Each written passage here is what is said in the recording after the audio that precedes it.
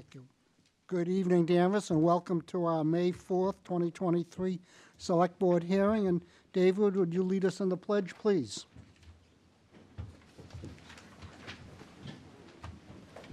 I pledge allegiance to the flag of the United States of America and to the republic for which it stands, one nation, under God, indivisible, with liberty and justice for all. Thank you. Could we have a motion on the minutes of April 18th? I move we approve the minutes as presented. Is there a second? Second. Thank you. All in favor? Aye. Aye, opposed, none. Thank you.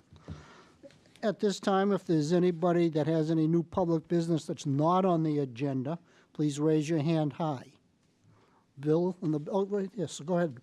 Please go to the front and identify yourself. And I assume you're not on the agenda. I am not. Okay, My name is Arman Shurikian. welcome. Thank you. This is my first appearance before the board. Well, you look very calm and relaxed. Thank you. That encourages me to continue with my proposal. I really don't know how much time I have dedicated for me to present the case fully from end to end, but I know everybody's here. I will respect their time, and I know there is a Celtics game also. We want to go home on time. No, that's tomorrow night. Oh, it's tomorrow. So, yeah, Okay, so well, in any case, so currently, town of Danvers has youth sport that we have these legal entities that use town properties and fields to organize these sports. I have a son who played football 2 years in a row. Every single year, I have to fight with the system to convince them that my son wants to become a quarterback, and when you go to the specific competition game, please give him at least 15 minutes time for them to play. Nothing. It's not happening. Why? Because coaches are the parents who volunteer for these legal entities, let's say Danvers Youth Football, which is not part of the town hall or which is not part of the school system. What happens, these volunteer parents, they come to specific group where their children are playing, and there is this election process that's happening, or assessment process happening, which is a bias process, because he's going to select his own child. And when the trainings, etc., the games are happening, only his son or the coach's child is playing the key roles. Other children do not have the same equal time, or at least a minimum time to play to gain experience.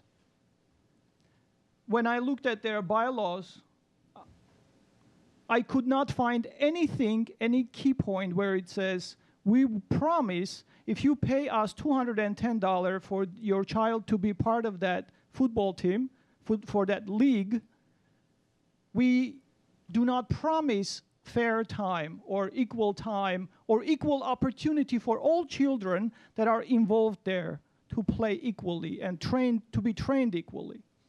I have been involved in different kind of conversation with coaches, with the president of that football youth legal entity.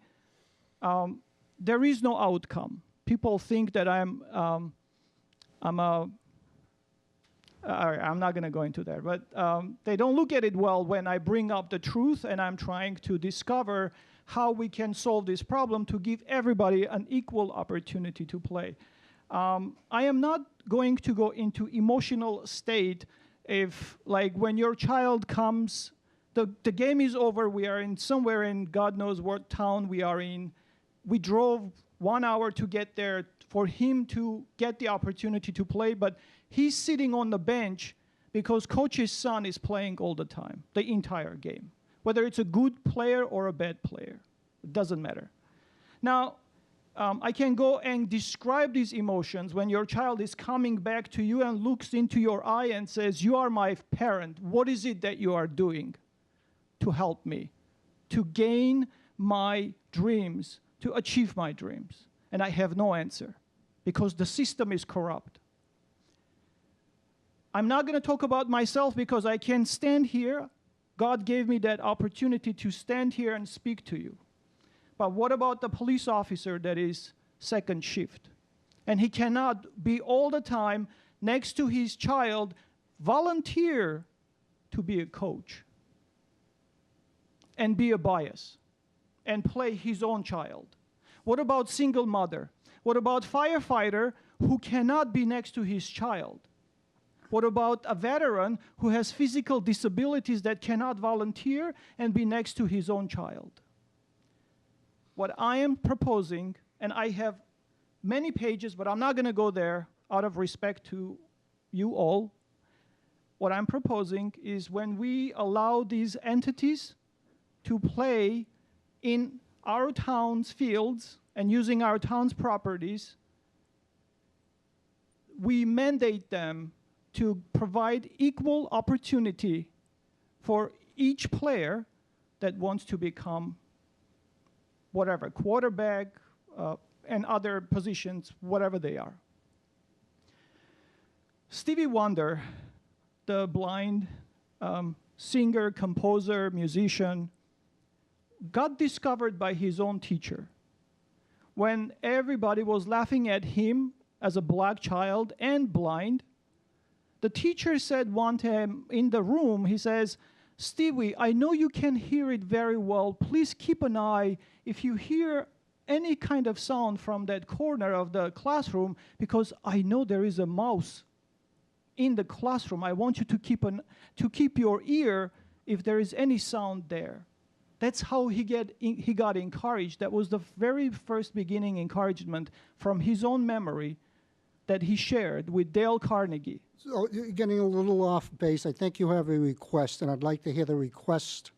The request, I will repeat my request, which I already stated that. When we allow these legal entities to play, we mandate them to have their bylaws promise every children equal playtime, equal opportunity for coaching, for playtime, and for other learning activities that they are signed up for. Basically, the bylaw has to say that if the coach ABC is there, they have to play all of them.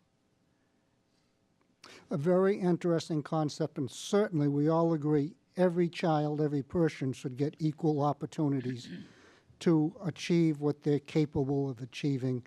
And it's always up to the parent to make sure that their child is in an environment that they can succeed in. Thank you. Okay, now I certainly believe that 100%. On the other hand, I don't know how we can dictate to an entity to put something into their bylaws other than as a select board to encourage everybody to remember to give every child an equal opportunity regardless of their ability, their age, whatever it is, at least give them the opportunity. And I think the board would support something like that. But beyond that, I'm not too sure what we can do. I hear what you're saying, and I respect every single word what you said. In terms of like dictating, it's not a dictatorship. I understand that. But we do not give people an opportunity in schools saying we encourage you to teach everybody. There is a law in place that we enforce that to teach everybody. Same thing has to play here. Now, they are legal entities, they have bylaws, and town approves them to use our facilities. Town can make it conditional, can say, in your bylaw, if you do not dedicate yourself to equal play. I'll leave it at that, and Okay. I'll ask the town manager just to ask our legal counsel for an opinion on that very subject. Certainly our school department and their athletic department, I would expect them to give everybody equal opportunity. But your request is heard, and we'll ask the legal counsel to just weigh in on that. Excellent. And thank you for coming before us. Thank you very much. You're May I be welcome. excused? You may, thank you. Thank you so much. Have a great evening, everybody. You're welcome. Bill?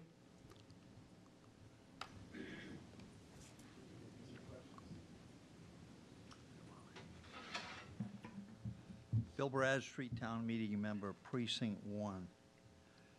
On the 24th of April, there was an article in the paper.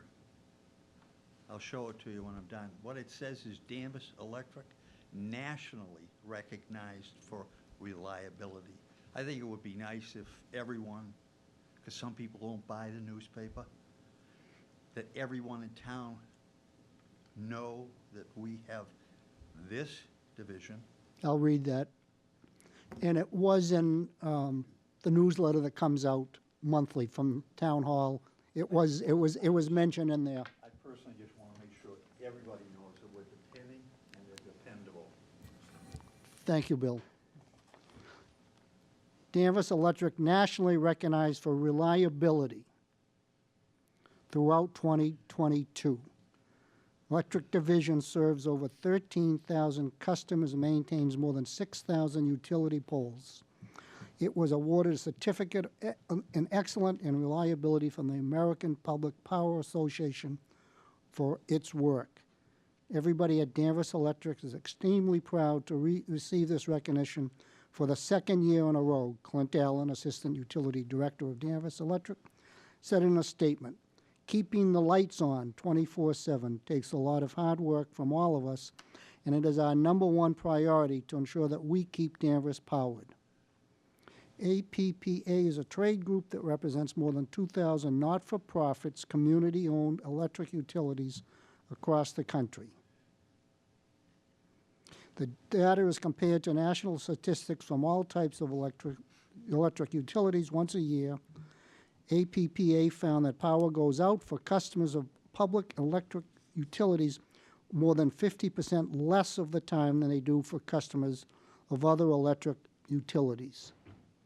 It is encouraging to see year after year that public power track record for providing highly reliable service is backed up by data. These utilities are the best of the best when it comes to keeping the lights on, and these communities should be proud of their local power providers and appreciate the hard work that goes into earning that recognition. He continued. Thank you. Do you want this back? If you're done, yes. Anything else, Bill? 2 more? Okay. You know your limit's 3. I know. So I've been told.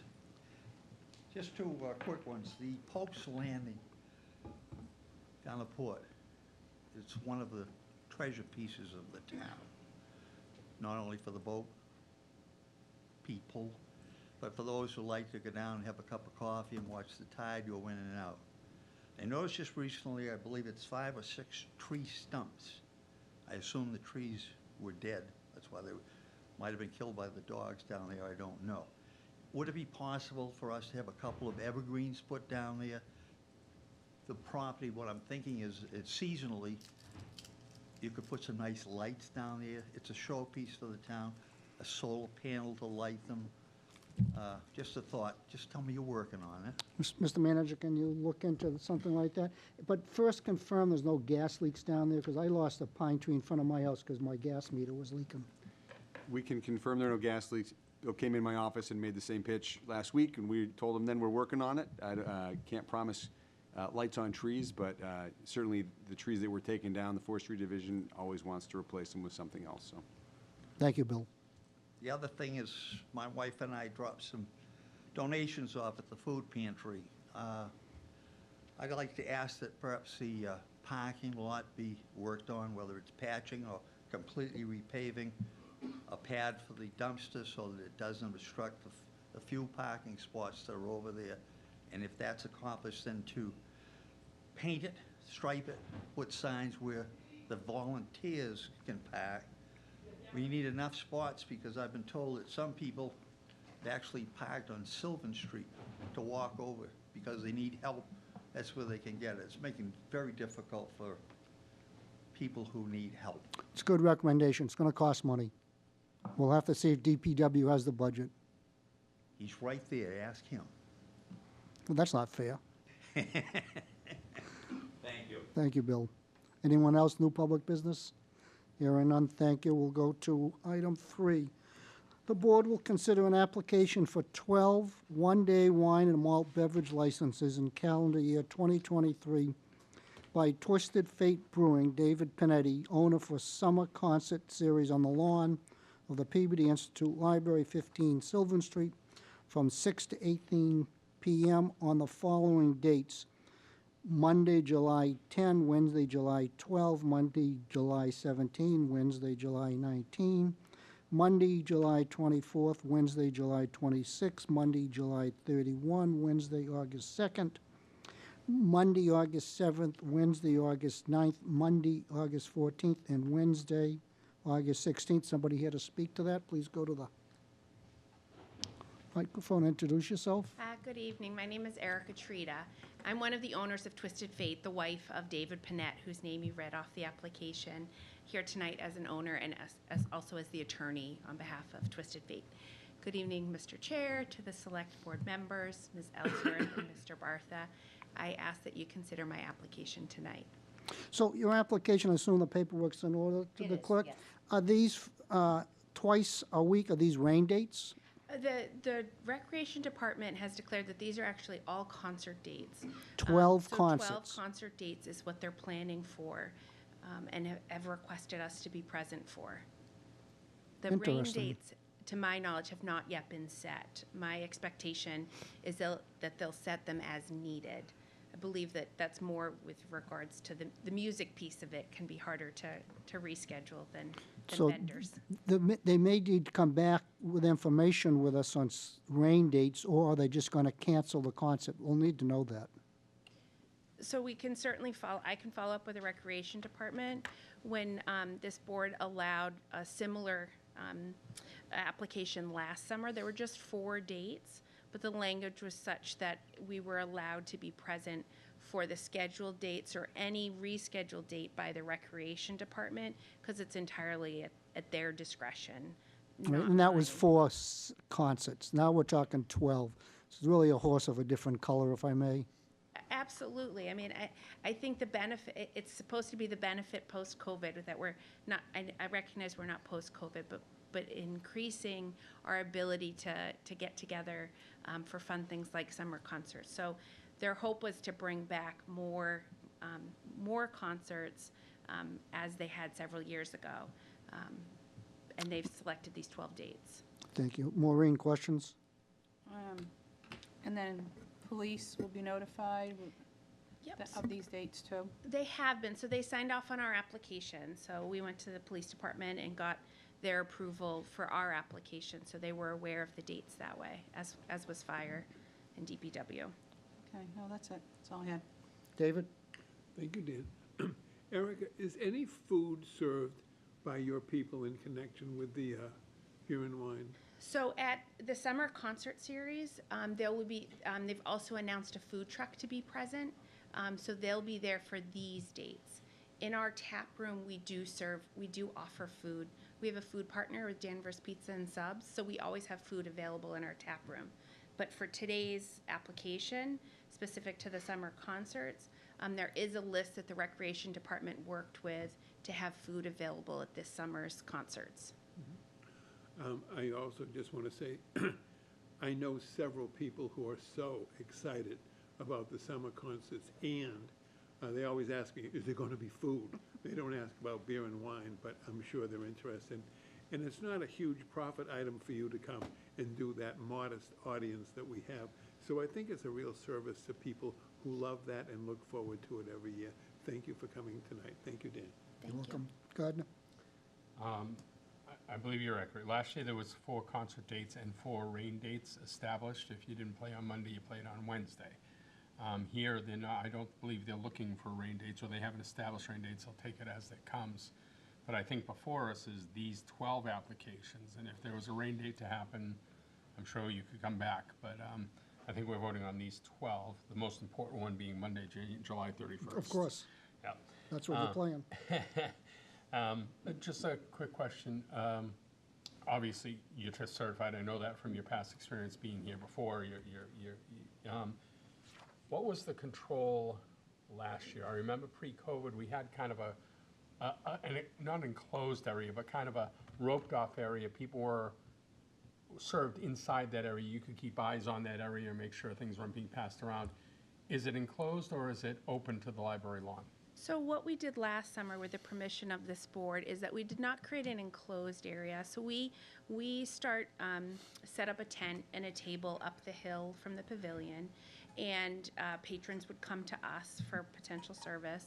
We card them. We use neon bracelets so we easily identify, right, who's of age to be served. And then what was allowed last summer was that people could return to their chairs. I mean, it is a lovely environment. It was really fun to be at, even as, serving. But I think everybody really wanted to be able to go back and sit with their families or whomever they came with, and in their chairs. So what was allowed by this board and the police last year was that we would serve from the tent, confirm, that we're serving to legal age, use the neon bracelets for identification, and they'd return to their seats. And there was really no incident that I was made aware of, no incident that I saw.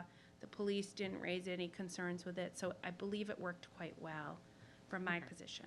And there were no issues last year that I recall either. I couldn't remember if that was pre-COVID or post-COVID that we had the corral area. And I believe last year you also said that you were not only were you selling, but monitoring the crowd, and knowing that anybody who had a beer had to have the wristband on. We did, yes. Okay. I'm all set, thank you. Thank you. And the corral, so to speak, was pre-COVID, and it's when we first started this to see how it worked out, and it worked out fine, and letting people go back to their seats only makes sense. So I'm certainly in favor of the way you did that, and I'm in favor of the dates you've picked. Again, I just want some information back from Recreation on rain date, a policy. So I can certainly follow up with the Recreation Department if tonight the board would consider the dates provided. We're going to consider what's in front of us. Thank you. But with the request that we hear about what the perceived process will be for rain dates. Because you're twice a week for 2 weeks, so are you going to take another week? Are you going to take just another day in the week? Like if it's Monday, it rains, you do it Tuesday. If it's scheduled Wednesday, it rains, you do it Thursday. That's fine, but we just want to know about that. Okay? Thank you. All right, what's the will of the board? Mr. Chairman, I move we approve the application as presented with the dates presented here. Second. And with the rain date information to follow? I perceive that to be the recommendation of the Recreation Department, not the applicant. They're asking for an application for these dates. If the Recreation Department has a rain date and they want to organize, and the vendor wants to organize being at the rain date, they would have to come back before us for dates. I wouldn't tacitly approve rain dates without knowing what they were. I agree with you. Okay, But I think, so what you're saying is if they Vote want this. rain dates, they have to come back. yes. Okay, that's fine. We have a motion, is there a second? Second. Discussion? All those in favor? Aye. Aye. Opposed, none. All right, Erica, thank you, good luck. Thank you very much. Appreciate it. Good evening. You too. The board will consider an application for a one-day wine and malt beverage license by the Natural Dog James Durrell, event manager for a spring pet fling open house at 29 Elm Street on Sunday, May 7th, from 12 p.m. to 4 p.m. Somebody here to speak to this? Please go to the front, introduce yourself. Hi, Board. My name is Jeff Cyrus. I'm a co-owner of The Natural Dog. Welcome. We're the new pet store that opened up here on Elm Street back in December.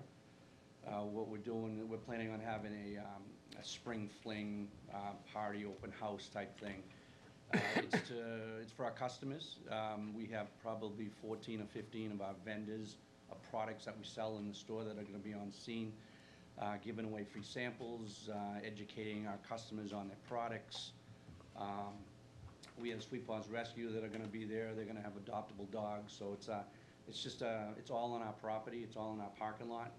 And we're also applying for the permit. We have Ipswich Ale Company bringing their truck in, and we have a food truck as well that's already certified by the town. Is the application in order? It is, yes. Explain to me your parking lot. What does that mean?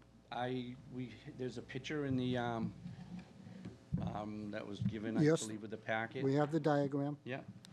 So you can see the building where it says natural dog, the green surrounding, that's the property itself. Okay, In the rear is all the parking lot, and up the left side, if you're looking at that, is part of the parking lot as well. A diagram where things were going to be, the 1 and the 2 of the food truck and the beer truck.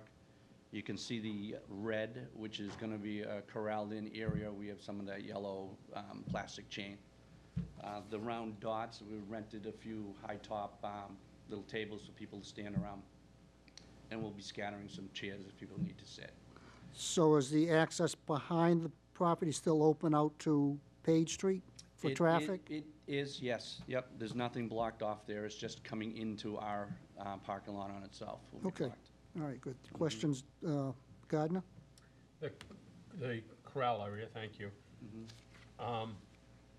Is that going to be identified as you have to stay in there if you have alcohol? Yeah, that's what our plan is. yeah. Okay, and so, great, I'm glad to hear that, and my assumption is the Ipswich Ale truck personnel are tip certified, I'm not worried, and we've worked with them in the past, I'm not concerned about that. Just that they have the ability to see into that corralled area and keep eyes on. They're actually gonna be in that corral area. Okay. Their truck will be in there. So I realize the truck's in there, but if they can't have a line of sight to the tables and area, just hoping, I'd like them to be able to see and monitor that corral area. Not that I'm worried about any issues, but, you know, once sold, you know, any of our other liquor establishments, once sold and on premise, they're still responsible and, for making sure they don't get passed off to someone else and so on and so forth. So if they, I guess my preference would be to do kind of the bracelet thing that the past applicant did. So if they looked out and saw someone with a beer and didn't have a bracelet, they'd know immediately. But as long as they are going to monitor inside the corral, I'm fine. Yeah, the servers are all tip certified. I have all their paperwork, their insurance and everything is all. Great. So, Those are my questions, Mr. Chairman. Thank you. Maureen? I think it's a great idea to promote the businesses in town. Yeah. Good luck. thank you. David? Thank you, Dan. Are you Jeff or James? Jeff. James is the event coordinator for the Ipswich Ale. Well, hi, Jeff. I think you've done a beautiful, I haven't been inside, but it's really a beautiful addition to that area of the town, so. Yeah, we're very, very excited. It's actually our 4th store. Oh. We live here in town, so it was a great opportunity for us. We started up in Newburyport about 18 years ago. We opened a store in Hamilton, coming up on 4 years, and Middleton about a year ago. So things are going well, and we're super excited. It looks here, so, lovely. Good luck. Yeah, thank you. All right, what's the will of the board? Mr. Chairman, I move we accept the application as presented. Second. Discussion? Hearing none, all in favor? Aye. Opposed, none. Thank you, Jeff. Good luck. Thank you, appreciate it.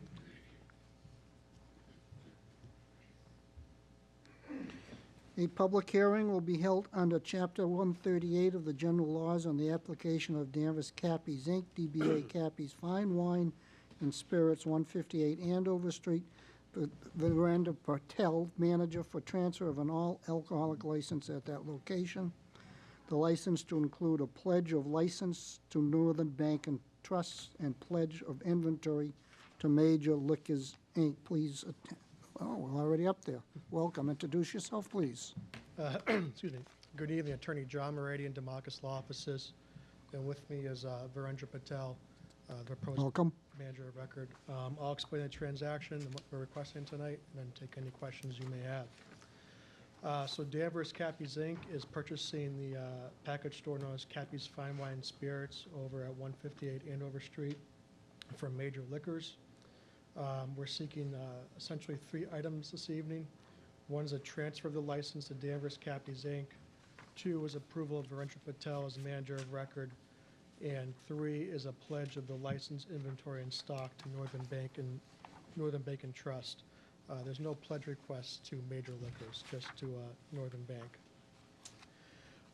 It's a transfer of business ownership. There'll be no changes to the store footprint, no alteration of premises.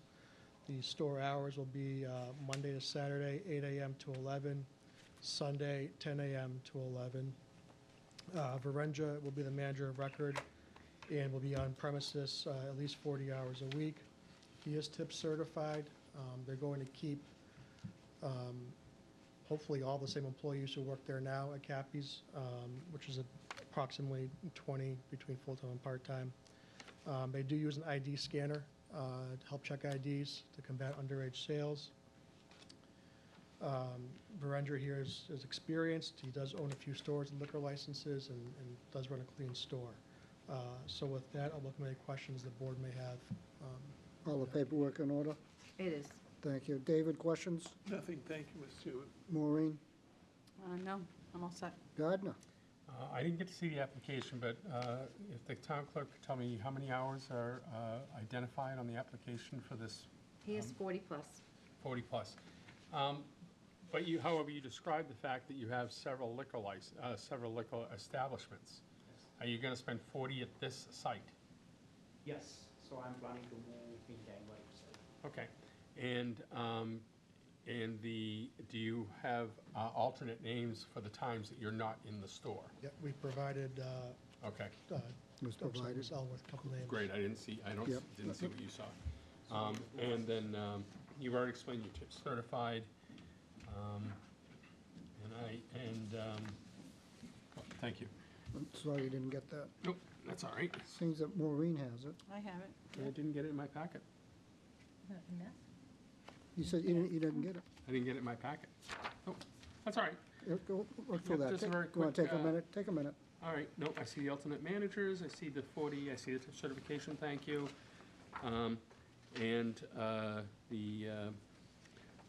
All good, just,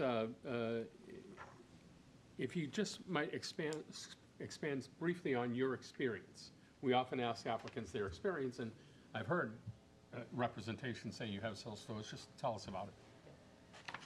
So thank you for providing me opportunity to talk with you, to all board members. And actually, like I used to own liquor store in Delaware, which I sold already. And I have one liquor store in New York and another beer and wine store. So like I'm in retail business for almost like 10 plus year, and I'm planning to run the business here in Danvers itself. So because like I'm planning to move, and as the Cappy's Danvers is a nice location, and also I want to make sure like I will serve the community, as the Cappy's, they were maintaining their business from the years. So that's why I'm planning to come here and continue that business legacy as well. Very good. What we have on the agenda includes the last line that I want to make sure you're saying is struck, which is at the end of the agenda, it says, the last line is a license to include a pledge of license to Northern Bank and Trust. And it says a pledge of inventory to Major Liquors, Inc., but you're saying strike that portion, the pledging Yeah. of the inventory to Major Liquors. Yes, the stock, license, and inventory is being pledged to Northern Bank and Trust. Perfect. There's no pledge to Major Liquors. Great, I'll Thank just, if I make the motion, I'll omit that portion of it. Thank you. Thank you. Those are my questions. Thank you very much. Well, the pledge of the inventory is there's still a pledge of inventory to the bank. No, what's written in front of us says, and a pledge of inventory to Major Liquors, Inc. So you And scratch they're it, saying Major scratch Liquors. that. Yeah, please. Major Liquors, Inc. is not a The participant clerk in will this. speak. I'm looking at page 5 of the application, and it indicates $2,560,000 to the commercial term note to Northern Bank and Trust, and $250,000 inventory term note to Major Liquor, Inc. Are we gonna have to modify your application? No, if you look at section 11, just below that, the pledge request is license, stock, and inventory to Northern Bank and Trust. I'm reading your application in section 5.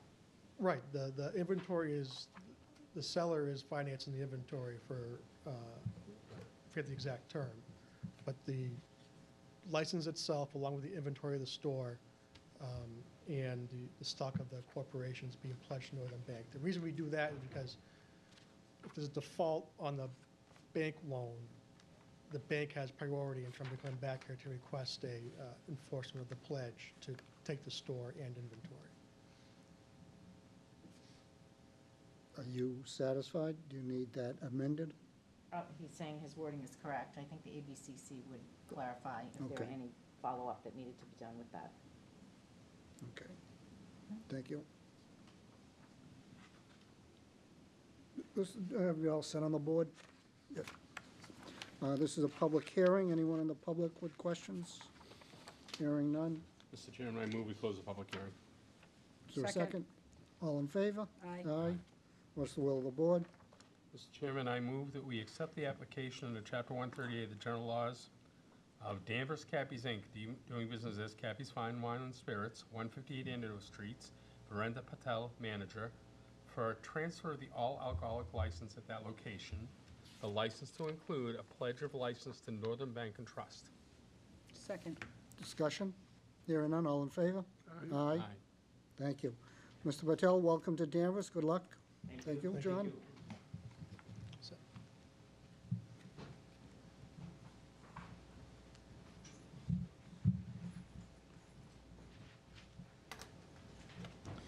The finance director will discuss the FY '23 third quarter revenue and expenditure report. Rodney, welcome. Thank you. Through you, Mr. Chairman. In front of the board this evening is the Quarter 3 fiscal year '23 update for both revenue and expenditures in the general fund. Happy to answer any questions. A couple things worth pointing out on the revenue side. As we talked about throughout the budget process, meals tax and hotel motel tax have now rebounded fully to almost at pre-pandemic levels.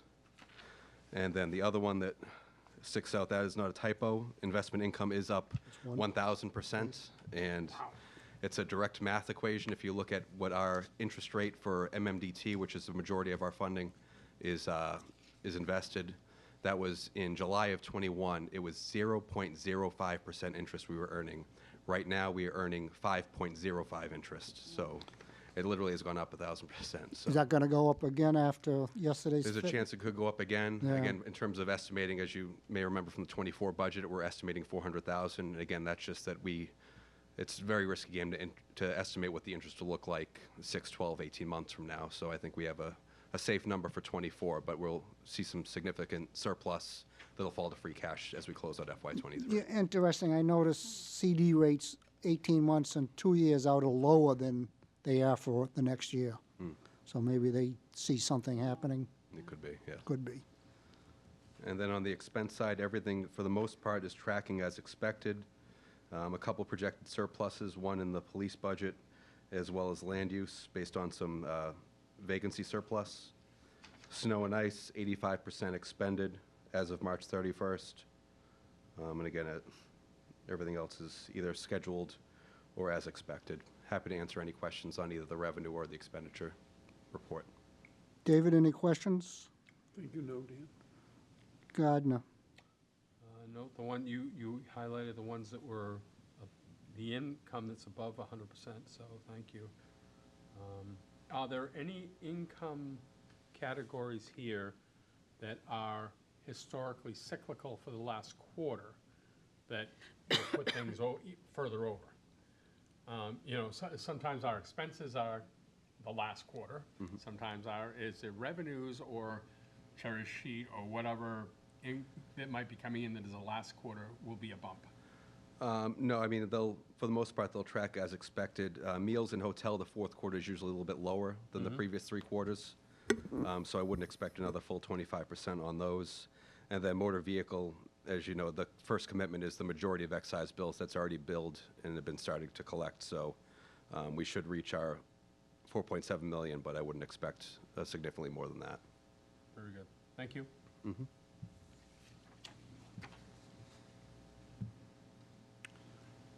I'm not going to ask you to look in your crystal ball, so I won't ask that question. Thank you, Rodney. Anything else that you want us to know? I have a question. Yes, you may. It's good to see that the meals tax, I'm surprised the boat excise tax is low like that, lower. I mean, it is as expected. And can you, just explain to the people that are watching what other charges for services are? Other charges, so that is the amount that we recoup from providing services to water, sewer, and electric. So in terms of both accounting, human resources, treasury, IT staff support, this is the revenue in which we collect for their share of those expenses. It's good to see that investment income. Good job. Okay, All set. all right. Thank you, Rodney. Thank you. The board will discuss convening the Budget Conference Committee in June 2023. And as per our policy for the Budget Conference Committee, we can request a meeting to discuss future budget items. And what I'm recommending is that we convene on June 15th at 6 o'clock with School Committee, Library, and unlike the Conference Committee, to invite 2 members from FENCOM to represent FENCOM as well. Because in the policy, it says the FENCOM will be notified.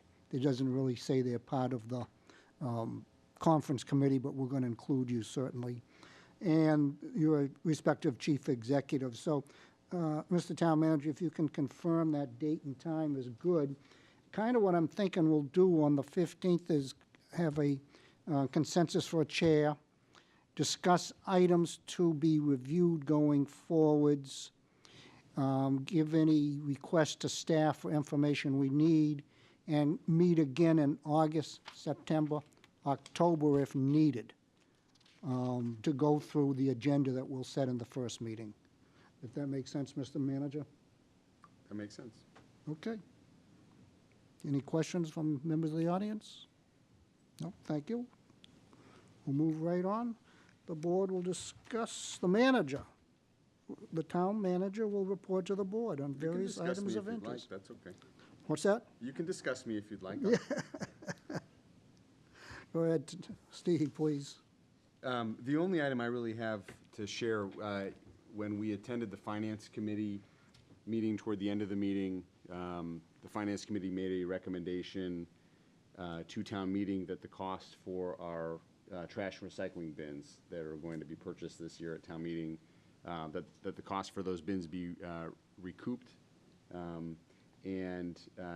Mr. Chairman, you had asked that I be ready to sort of talk through how that would work at the next select board meeting. So I met with Finance and Public Works after the Finance Committee meeting, and just sort of at a high level, I thought I would explain sort of how that would work if the town meeting does support the Finance Committee recommendation. So, Thank you. for those who haven't been watching the hearings or following the budget process, we will be switching from manual trash collection to automated trash collection. Mostly, we'll be contracting with Republic Services, which is the company that bought JRM. We went through a competitive bid process this spring. They were the lowest bidder and have done a good job since they've taken over the contract. The new contract is effective July 1st, but most likely the service change will happen probably beginning of September. So end of summer, Republic will be ready to switch over to automated. We will be ready with our cans to switch over to automated. And we have 7,700 customers. So we would be buying 16,000 containers, 8,000 for garbage, 8,000 for recycling. The additional 600 containers would be the inventory that would be stored by Republic for us. So we wouldn't have to find space to store those, which we don't have. But we would be buying the 15,400 bins, which would be distributed to each household in town that uses municipal trash collection. The cost for the bins, for all 16,000 bins, is $956,000. So on a per bin cost, that comes out to $59.75. And DPW has applied for a grant that would offset $15 of the cost of each recycling bin, not trash bin. So on a household basis, the total unit cost, and this is the wholesale cost, these bins would retail for about $250 each, but we were able to buy them from a state bid list from a vendor that will only sell them wholesale. So it's $59.75 per bin. $119.50 is the per household cost. And if you back $15 off of that for the anticipated recycling grant, you come out to $104.25 per household is the net cost to acquire and distribute the bins. Sorry, 104 what? 104.25 is the total cost of the bins. So in thinking through, if the town meeting votes, and I think one of the things we want to make sure that town meeting understands is that even if the finance committee recommendation to recoup the cost of the bins doesn't pass, the town meeting still needs to authorize the purchase of these bins through free cash. And the reason for that is, if we don't buy them ourselves and distribute them, Republic is happy to buy them for us and charge us profit and overhead on each of those bins and fold that cost right into our annualized cost for trash, which would cost us considerably more in the long run. So the recommendation remains that the town meeting appropriate free cash to buy these bins, whether that cost is recouped or not. But if the town meeting voted to support the amended motion, the cost of the bins would be charged on water and sewer bills, most likely in quarters 2 and 3. Those go out quarterly. So it would be a line item that would show up on the quarterly water sewer bill, probably in 2 payments. We have about around 60 taxpayers in town who are approved through the assessing department for tax abatements. Elderly, disabled, low-income veteran. Some residents qualify for more than one. Even though their property taxes are abated on a percentage basis, the recommendation, and with my authority, would be to waive the cost for those 60 residents. So those folks who are on an approved tax abatement plan through the assessing department wouldn't be charged for their bins. We have a small group of residents who are also working with NASCAP, whose utility bills are paid on their behalf. We would certainly work with those individuals on a case-by-case basis as well. The way that would work from an accounting perspective, the payment would come in so the quarterly bill would reflect water, sewer, trash bin. The cost of the trash bins would be paid first, and balances left over would be applied to the water or sewer, which would ensure that the recoupment of the cost is successful. And I think from a high level, that really is sort of what we thought would be most effective, the easiest thing for the business office to manage. And then by the end of FY24, by doing it in quarters 2 and 3, we would be able to complete that process within the fiscal year. One other point that we discussed, and similar to the way that the utility bills work, these bills would go out to property owners, so not occupants of the building. So for example, in a multifamily home, the cost of the bins from the town's perspective would be to the property owner, and then from there, obviously, the relationship between property owners and renters and tenants is outside of our purview for the most part. I would be happy to take any questions you have about that. Any questions for the manager on the board? David, you all set? Thank you. Your Gardner? When the budget's developed and we consider the free cash position remaining after all of the warrant articles, including this $956 or $980,000 warrant article, we forego other opportunities. If we were to present that we would have charged the citizens for this, we would have identified other opportunities that we had to forego to make this happen. Is there any way to get those opportunities back on the list that town meeting approves so that we can expend the money as opposed to leaving it in free cash?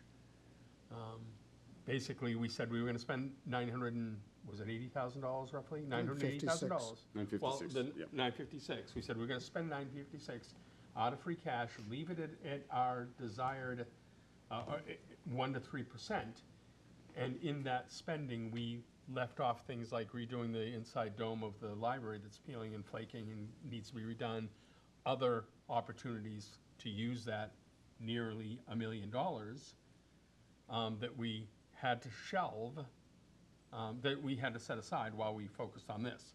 So if we're going to, if town meeting accepts the FinCom recommendation of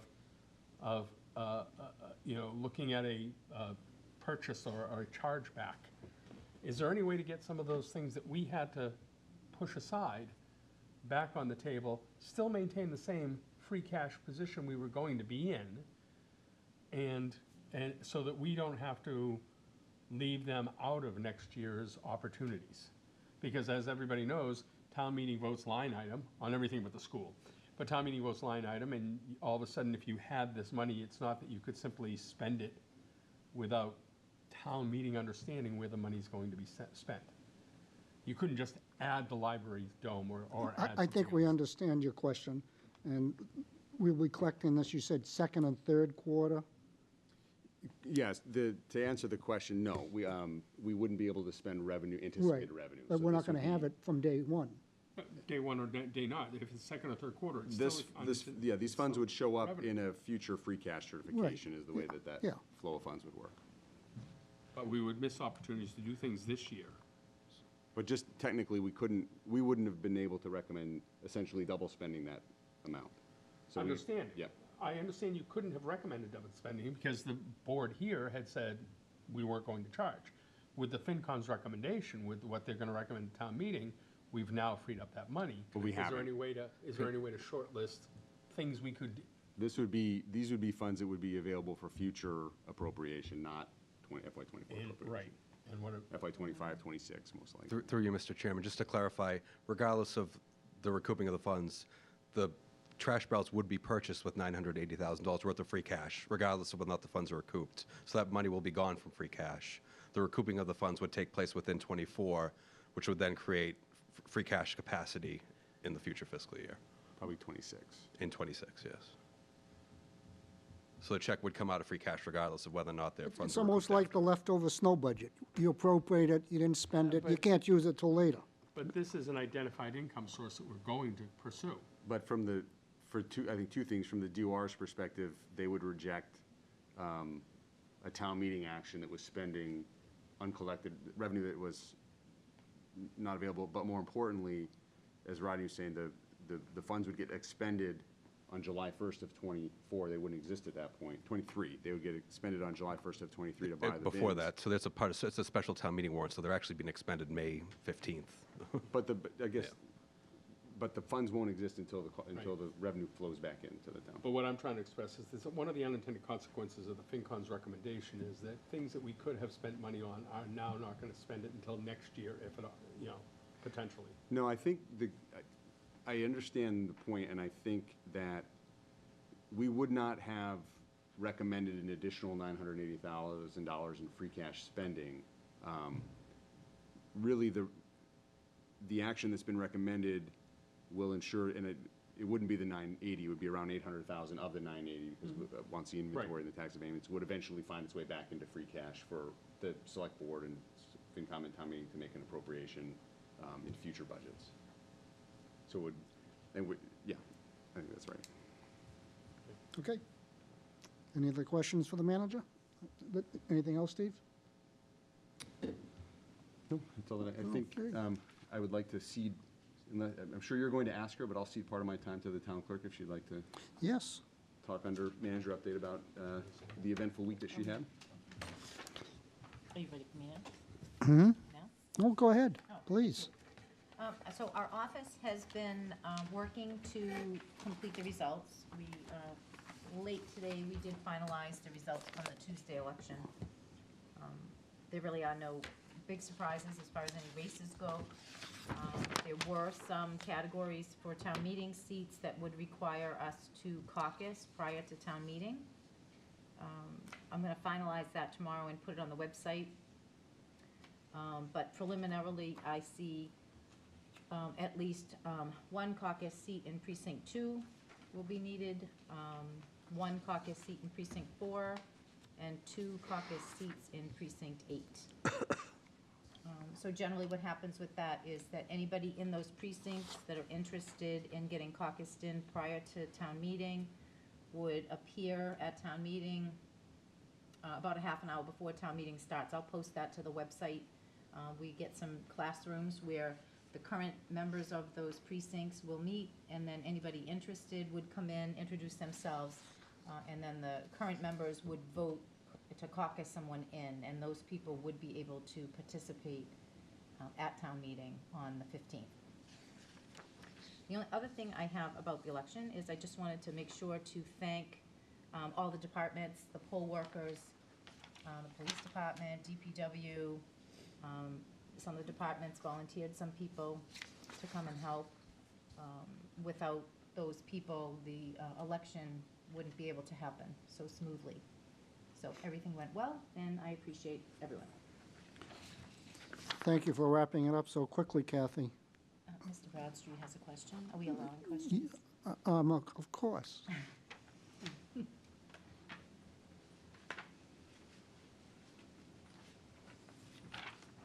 Again, Bill Bradstreet, Town Meeting Member, Precinct 1. How many registered voters do we have in town? Hold on, I have that right here.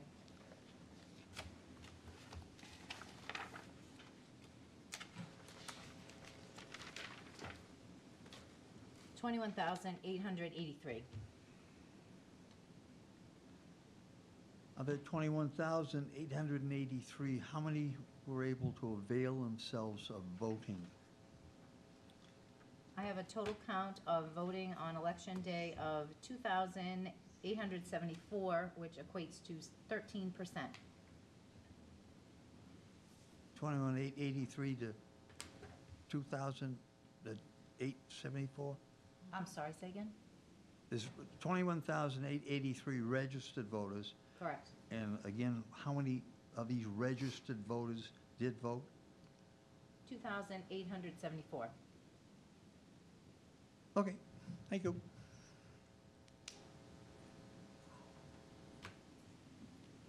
Anybody else? I can answer any other questions about No, the election? thank you. Anyone? No? No, okay. Thank you. Consent calendar? I believe there's none. No, there's none. We don't have to vote on none. And I move no consent. No consent, there you go. I'll second that. So we do have a skull session scheduled May 11 at 4 PM with the chairs of the various committees. Town moderator, town meeting school at 5:30. Annual town meeting Monday, May 15th, 7:30. And our next meeting is Thursday, May 16th, here at 6:30. Correspondence, new business, et cetera, et cetera. David? Dan? Any business and correspondence, comments? A few comments, if I may. We'll let you go first. Thank you. You're welcome. First of all, I'm glad that Mr. Bradstreet brought up the commendation of the Danvers Electric Department. I've lived across the street for 53 or 54 years, and of course, I've been a customer of the Danvers Electric Department. Early in my tenure, we had outages more often than we have recently, and in the last 5 or 6 years, the service to my house has been flawless. So we certainly have a great electric division, and I'm glad you mentioned that, Bill. The next item is Pope's Landing. Pope's Landing, I believe, has become a very, very popular resource for people. Once again, especially people my age. I'm 80, and it is a place where I like to go 2 or 3 days a week with a coffee from McDonald's, which is a senior coffee at 95 cents with a free refill, you know. And I got a real sad, angry, disappointed communication from a disabled a friend who's disabled and a citizen in Danvers, and she also loves to go there, and there have been some signs posted.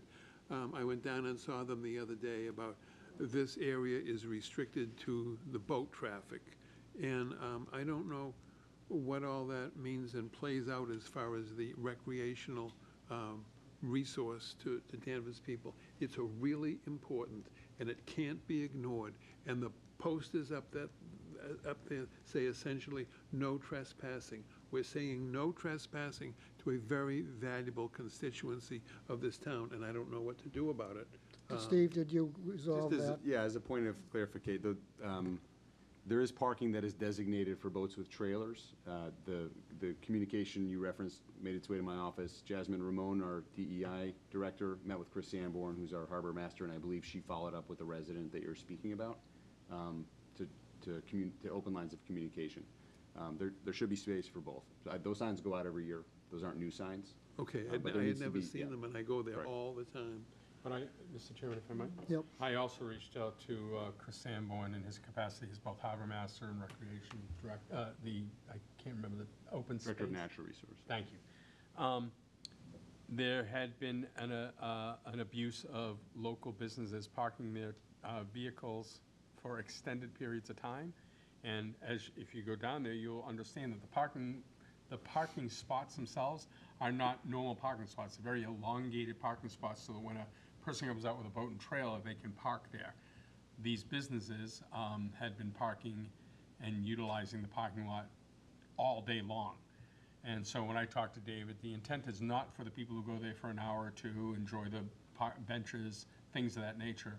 It was to warn people who were parking long-term that weren't boaters that they were subject to potential action.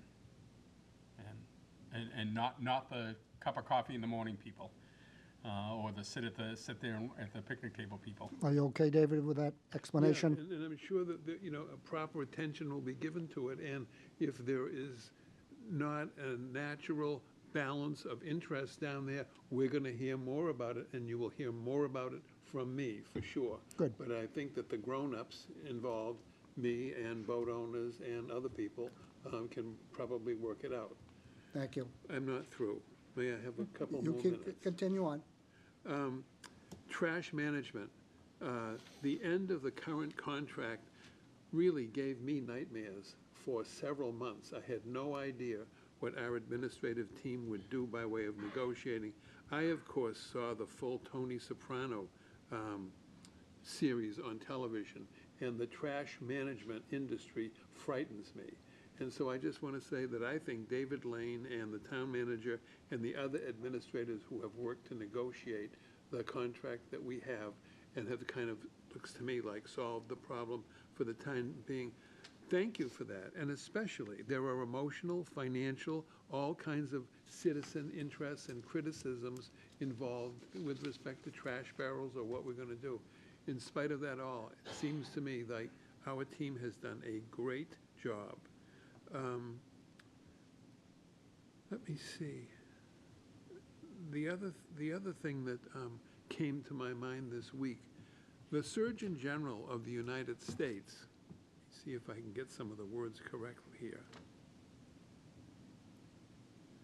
The Surgeon General of the United States released a lot of information this week about the epidemic of loneliness in the United States, and that the lacking of connection between people can increase the risk for premature death to levels comparable to smoking 15 cigarettes a day. Loneliness is a killer. I want to try to emphasize, as I do from time to time, the resource, for example, of the Danvers Recreation Department, the Danvers Senior Center, which you and I own. It is our property and our agency. There are all kinds of wonderful things going on down there, including food items and luncheons and opportunities to be together, including a wonderful parlor where one can just go and sit. And in a matter of moments, someone else is going to sit. And in a matter of moments, there will be hellos exchanged, and there will be communication.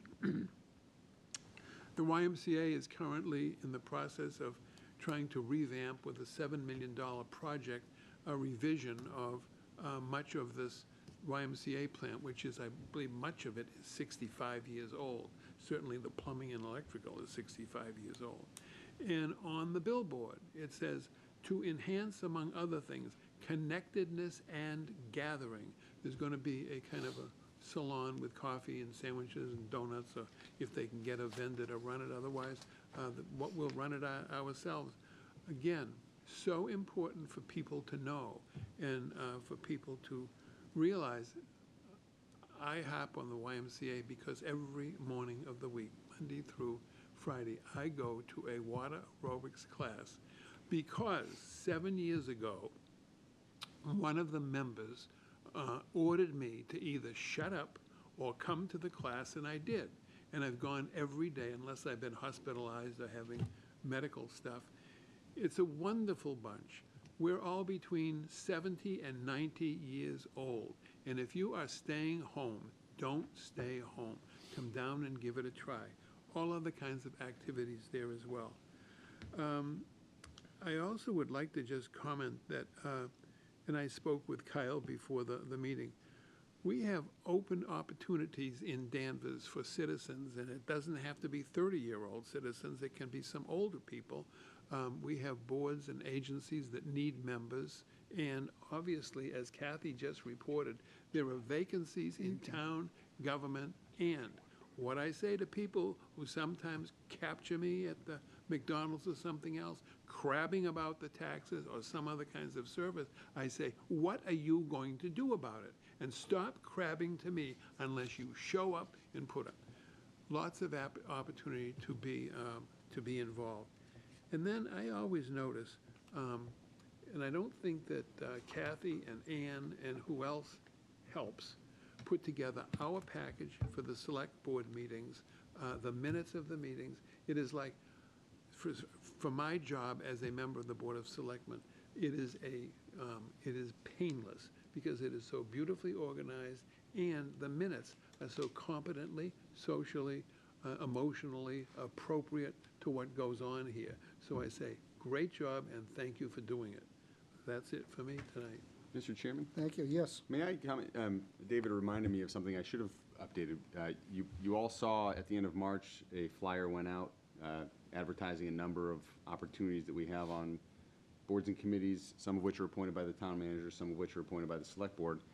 And I wanted to note we've had a tremendous response to that. We've probably had 30 new names submit either paper copies or through the new website. They've been able to apply directly, including a number of candidates for the Airport Commission, which we have an opening on. So we've started at the staff level to interview candidates for some of the town manager appointed committees, and in the meetings between now and the summer, we'll be bringing candidates forward who have expressed an interest in some of the select board appointed committees. So it was a nice job by staff to prepare that flyer, and we've had a strong response to that. Thank you. Maureen?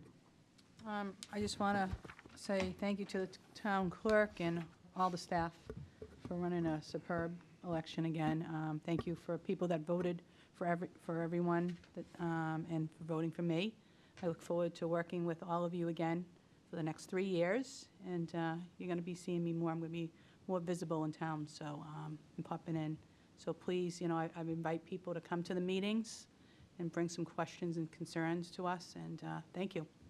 That's it. Thank you. Gardner? Just a couple. I did get some emails, some that every one of us got, and some that I got specifically and forwarded to the town manager for action. Mr. Desmond sent something about large vehicles in front of his house. And there were I'm glad you mentioned that. Mr. Manager, can we get some low trucks allowed on Andrew Street? I just saw the ASAP? same email before the Yeah, meeting I mean, tonight, I guess these big trucks going down to Maple Square, their GPS is taking them down to Andrew Street and Bell Street. They can't make that turn. Matt had to go out and direct somebody the other day.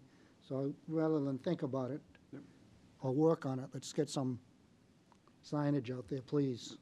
Thank you for bringing that up. Sure. Gardner? And the other ones that I got individually. Now, the issue is, we don't know if they send it to me, whether they've also sent it to other people, but I take the initiation to reach out to the right body, the right Matt sent department. it to all of us, but Yeah. not the manager. Okay, and then forward it on to the manager as well, so, and the manager's in his reply, or the board's other replies have included me, so I know things are What else did you get? just some individual ones about the CPA, some about, let me look. That's what I was looking at a couple of seconds ago. We also got an invitation to the Danvers Education Enrichment Partnership Breakfast of Champions on May 31st. It's celebrating the contributions of the sponsors that have been sponsoring DEEP, as well as retiring DEEP Danvers Education and staff members. That's on May 31st. And just looking quickly at, there was a question about using the firehouse for certain open meeting. Perfectly legal, Yeah, perfectly legal. Someone was questioning a specific going on for body. years. Right. And that was the response everybody gave, all the way up the line and back down again. And then there's one that I just got, a bylaw question about pools that I'll forward on. That was the primary ones that I got. I would ask the town manager if I could just reiterate what I heard either tonight or through David Lane's presentation about the trash, because there is some questions out there. The yard waste program is going to remain as it is. Correct. If people can use their own bags or the current barrels to put the yard waste out, there is controls, obviously, about what you can do, but that will continue on the same seasonal schedule it has been. Correct. The bulk items program is still under works, as I understood it last time, and someone was gonna work on that. Yeah, historically, bulky waste items have been put out on the same day your trash goes out, which means that in the past, JRM was collecting bulky waste every day that they were collecting trash, and as part of a cost-saving measure to avoid, so the trash went up $850,000 this year, and in order to avoid it going up more than that, one of the changes to the program that we're working on is that there will be a single day for bulky waste pickup. So no longer would it go out on my trash gets picked up on Friday, I would put my item out on Friday. If Tuesday ends up being the day of the week, we'll advertise that widely and work with individuals. So consolidating it to a single day is one change. And David Lane said it has been a long, long time since we've evaluated the stickers. So there are some items where it costs us considerably more to get rid of than we charge, and there are others where we may want to adjust it to sort of have a better alignment between the price being charged and the actual cost to dispose of a particular item. Very good. And so it's still a work in progress. So to paraphrase, you're working on it. You should anticipate those changes, but they're not finalized yet. Right, okay. I was pleased, someone had pointed out that there are environmental grants, but I heard you say tonight that we've embraced all the ones that are available to us to further lower the cost. I think you said it was like $15 a barrel by utilizing grant programs. Thank you. I also heard you, and just want to reiterate, seniors who are on tax deferment will be getting the barrels free. The town, just in case people are listening, the town of Danvers has a lot of senior abatement. It's opportunities. And so this becomes another one. And I think those are the points of clarity people are asking for, who may not have seen the FinCom presentation by DPW or the Select Board. Thank you. Those are all the points I have. Thank you. While we're under correspondence, I did receive a letter from a resident up at Bradley, Danvers, complaining about the raising rent. So it's not just, I guess rent is everywhere. The management company UDR of Colorado is raising rents by shockingly high amounts. Now that might be her opinion, but they're being told to move out for renovations, foot the bill for the move, and then renew anywhere from $180 to several $100 more per month. That is absolutely ludicrous. I don't know what we can do about a privately owned company in Colorado, but I want everybody in Danvers to know, if you move to Bradley of Danvers, you're going to get taken advantage of. There were some other issues that the town manager is looking into on the water department and how they were being charged for their water, but that's between the tenant and the landlord. But shocking to hear that these people have to move out, pay for it, and then maybe not get back into the units. And they've been there for over 10 years. Shame on them. Light the Night Purple, Wednesday, May 17th at the library. A walk to help recognize people recovering from opiate addiction. I think this is the 6th year. I could be wrong, might be 7. Time flies. But come out and take a walk for a mile before dinner and recognize people that are going through a terrible disease. Gardner, would you serve with me on the Budget Conference Committee? The one on June 15th, certainly. The one on June 15th Yes. and subsequent meetings. Thank you. So we'll be the 2 representatives from this board. If there's nothing else to come before the board, please remember the veterans, thank them for their service, and good night, Danvers.